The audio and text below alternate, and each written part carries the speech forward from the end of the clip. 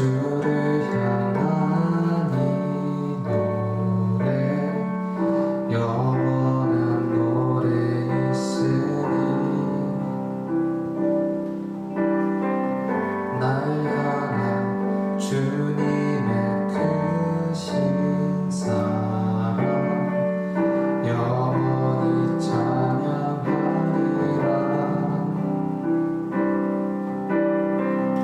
내 안에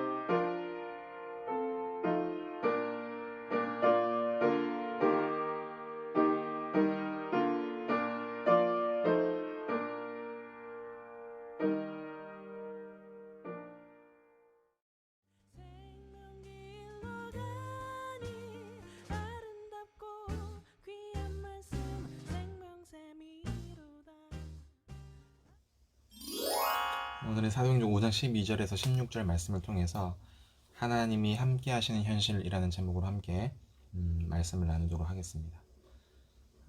그동안 계속해서 우리가 사도행전 5장을 이제 살펴본다고 제가 말씀드렸는데, 이 사도행전을 보면 특별히 사단이 우는 사자와 같이 늘 하나님의 교회를 공격의 대상으로 삼고 있다는 것을 우리가 알게 됩니다.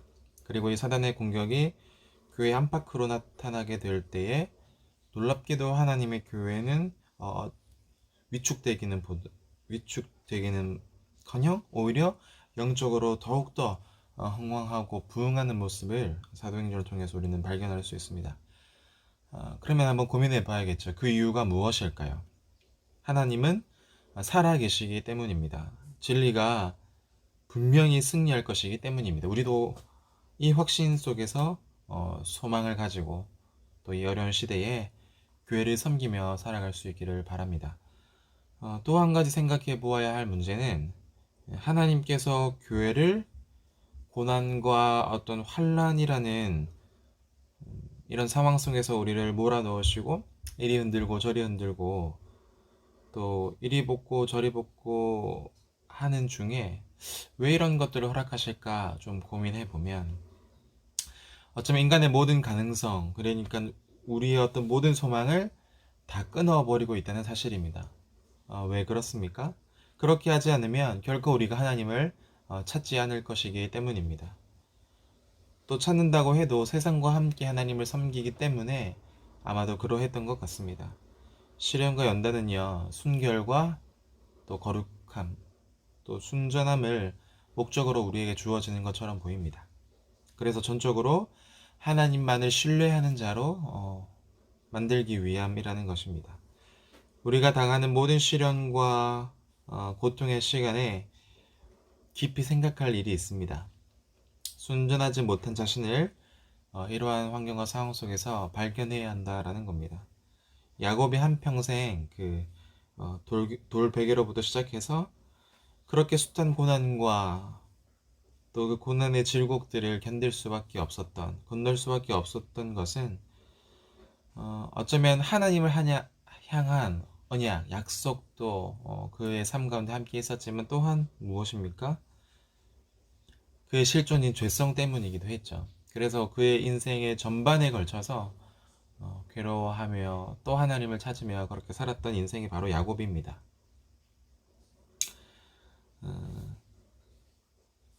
내가 당하는 모든 시련과 모든 고통도요, 믿음의 눈으로 우리가 함께 해석할 수 있었으면 좋겠다 생각됩니다. 우리는 죄에 대해서 얼마나 자유로울 수 있을까 한번 생각해 보면 좋겠습니다. 명예와 물질과 권세와 이 정욕에 대해서 우리는 얼마나 자유로운 존재들입니까? 그리스도인들에게 고난이 주어지는 것은 그 고난을 통하여서 우리의 이 모든 상황들, 현실들, 이 모든 것으로부터 하나님께서 우리를 자유케 하시려고 하는 하나님의 섭리임을 우리는 잊지 말아야 하겠습니다. 그러니까 이러한 고난의 상황들을 통과하지 않으면 우리는 순전할 수 없는 그런 연약한 존재라는 말입니다. 만물보다 거짓되고 심히 부패한 것이 인생이다라고 말을 합니다. 진실을 말하는 것처럼 보이지만 사실은 진실이 없는 자가 우리들입니다. 형제를 사랑해야 된다고 말하지만 형제의 사랑이 없는 마음이 바로 우리의 마음과도 같습니다. 공명정대를 말하지만 그 마음은 죄와 욕망에 굽어져 있습니다. 하나님의 은혜가 아니면 다시금 돌이킬 수 없는 것이 우리의 마음입니다. 우리가 당하는 시련과 이러한 고통은요, 하나님의 은혜라는 사실들을 우리가 다시 한번 기억해야겠습니다. 고난을 통과하고 나서야 비로소 조금 겸손해질 수 있습니다. 고난을 통과하고 나서야 조금 하나님 앞에 더 진실해질 수 있고, 고난을 통과하고 나서야 나를 위한 것이 아니라 이타적인 삶을 그제서야 조금은 살아갈 수 있다라는 말입니다. 하나님의 은혜가 아니면 인생이 이처럼 소망 없는 자라는 깊은 반성과 또 자신의 상황들을 자각하게 될 때에 비로소 이러한 나에게 주어진 시련과 고통을 기쁨으로 받아들일 수 있게 되는 것입니다. 오늘 본문 속에는 이런 시련과 더불어서 하나님의 능력이 넘쳐 흐르는 모습을 발견하게 됩니다. 사도들의 손을 통해서 많은 기사와 표적들이 누구 가운데 일어납니까? 백성들 가운데 일어납니다. 안진뱅이가 나사렛 예수의 이름으로 일어납니다. 또 아나니아와의 삽비라의 위선이 폭로가 되고 하나님께서 벌을 내리시죠. 또 이러한 모습들은 백성들로 하여금 크게 두려워하게 만듭니다. 그런데 더 중요한 것은 두려워하는 데서 끝나지를 않는다는 것입니다. 두려워하는 데서 더 나아가서 믿는 자들이 다 한마음이 되었다라고 12절에 말합니다. 12절 중반절부터 보면 믿는 사람이 다 마음을 같이 했다라고 말씀합니다. 단순히 아나니아와 삽비라가 죽는 모습을 통해서 두려워했지만 그 두려운 모습에서 끝나지 않고 그 두려움을 뛰어넘어서 많은 기적과 표적들이 일어나며 또 더불어 믿는 사람이 다 마음을 같이 했다라고 말씀하고 있습니다. 또한 불신자들까지도 감히 이 사도들에게 대면할 수 없을 정도로 영적인 권위가 나타납니다. 13절에 보니까 그 나머지는 감히 그들과 상종하는 사람이 없으나 백성이 칭송했다라고 말을 합니다. 그런 중에도 수적으로 많은 성정을 가져옵니다. 사도행전 5장 14절에 보니까 믿고 주께로 나오는 자가 더 많으니 남녀의 큰 무리가 주께 나왔다라고 말을 하고 있습니다. 그들의 열심도 대단했던 것 같아요. 심지어 병든 사람을 메고 거리에 나아가서 침대에 누인 후에 왜 침대에 눕냐 했더니 베드로가 지나갈 때 혹시 그 베드로의 그림자라도 덮어지기를 바란다라고 말할 정도로 그들의 신앙의 열심이 대단했던 것 같습니다. 물론 이것은 이 열심과 갈망이 잘못된 방향으로 나타난 모습이기도 합니다. 여기서 우리가 주목해야 할 것은 모든 일들이 정상적으로 또 흥황한 중에도 여전히 인생은 실수하며 실패하고 오류에 빠질 수 있다라는 가능성을 안고 있다는 것입니다. 그래서 우리는 항상 자신을 살피고 이 진리에 바르게 접근하는 이 열심에 굉장히 힘을 쏟아야 한다는 것을 알 수 있습니다. 초대교회는 오늘 말씀처럼 새로운 변화의 물결이 일어나기 시작했습니다. 교회와 믿는 자들의 실종과 안팎, 즉 능력이 교회 안과 교회 밖이 일치하는 그 능력, 또 세상으로부터의 이 권위와 또 그 속에서의 칭찬들, 믿음의 진보와 믿는 무리의 증가, 또 인간의 능력을 뛰어넘는 하나님의 신비한 역사를 그들의 삶의 현장에서 실제로 현실에서 경험하게 됩니다. 이런 변화의 원인이 어디 있을까요? 사실은 이런 변화들은 우리 공동체가 원하는 바이기도 합니다. 그 원인이 무엇일까? 사도들의 바른 가르침일까? 아니면 깊은 교제에 있는 것일까? 아니면 기도에 있는 것일까요? 예, 그 모든 것들이 관련이 있다라고 말씀드릴 수가 있습니다. 그러나 잊어서는 안 될 단 한 가지 요소가 있는데 그것은 바로 하나님의 능력입니다. 우리가 앞에도 살펴보았지만 사도행전 2장 43절에는 사람마다 두려워했고 또 오늘 읽었던 본문 앞절에는 보니까 5장 11절에는 다 크게 두려워하였습니다. 이 표현을 보면 우리가 알 수 있는데 실제로 죄인들, 우리 같은 이 죄인들을 압도하는 능력이 교회 가운데 있었다라는 말입니다. 그것은 사도들의 손을 통해 나타난 하나님의 능력이다라고 말할 수 있습니다. 그래서 오늘 말씀의 제목인 하나님의 함께 하시는 현실, 그것이 우리 신앙생활에 굉장히 중요합니다. 교회 부흥의 궁극적인 원인은요, 사도행전 2장 47절에 발견됩니다. 주께서 더하게 하신다라고 말합니다. 교회 부흥은 누구의 뜻입니까? 하나님의 뜻이고 그것은 하나님의 섭리입니다. 전능자의 섭리 가운데 모든 것은 다 방편으로 사용되어지는 것입니다. 하나님의 교통과 또 화목, 또 그와 하나됨, 그것이 이 일의 본질입니다. 하나님과의 신비한 연합, 이를 위하여 말씀도 하고, 말씀도 듣고, 또 말씀을 공부하기도 하고, 기도하며 교제가 필요한 것이죠. 중요한 것은 본질을 붙드는 변화가 그리스도 안에서 우리에게도 조용히 일어나기를 우리가 함께 소망해야 하는 것입니다. 이 사도들의 설교에 있어서 전달 기술이나 또는 방법보다 이 사도들은 내용에 우선권을 두었던 것 같습니다. 내용이 그래서 매우 중요합니다. 그것에 의해서 참과 거짓이 분별되기 때문입니다. 그들은 기술적인 면보다 본질적인 면에 더 치중하였습니다. 설교를 잘한다 못한다라고 평가될 문제가 아니라는 것이죠. 중요한 것은 바르게 하느냐, 바르게 하지 않느냐가 매우 중요한 문제입니다. 내용의 문제가 그 사화를 결정하는 것이죠. 기록된 성경 말씀을 우리는 넘어가지 말아야 하겠습니다. 우리는 사도들에게서 기독교 설교의 원형 같은 모습을 배우게 됩니다. 그들은 그리스도의 십자가와 부활을 증거하였습니다. 죄와 심판과 구원을 선포했습니다. 성경 속에 계시된 하나님과 인간과 예수 그리스도, 교회와 종말. 이것이 바로 기독교 설교의 주제들입니다. 사도 바울은 예수 그리스도의 십자가만을 증거하기로 고린도전서 2장 2절에서 결심했다라고 말씀합니다. 왜냐하면 그리스도만이 길이요 진리요 생명이기 때문입니다. 설교는 그리스도를 가리키는 새 요한의 손가락입니다. 그리스도 없는 기독교, 중생과 또 회개함이 없는 설교는 어쩌면 생명 없는 종교 강의에 불과하겠죠. 그래서 그들은 성령과 기도에 관하여 말하거나 가르치는 자들이 아니고 그들 자신이 성령과 기도의 사람이었음을 강조하고 있습니다. 여기서 우리를 향한 깊은 교훈이 있습니다. 우리는 하나님과 그리스도에 관해서 개념으로 설명하면서 마치 하나님을 아는 것처럼, 혹시 그리스도를 아는 것처럼 생각하기가 쉽습니다. 오해입니다. 귀신들도 하나님이 한 분이심을 잘 알기 때문에 그렇습니다. 하나님에 관하여 합니다.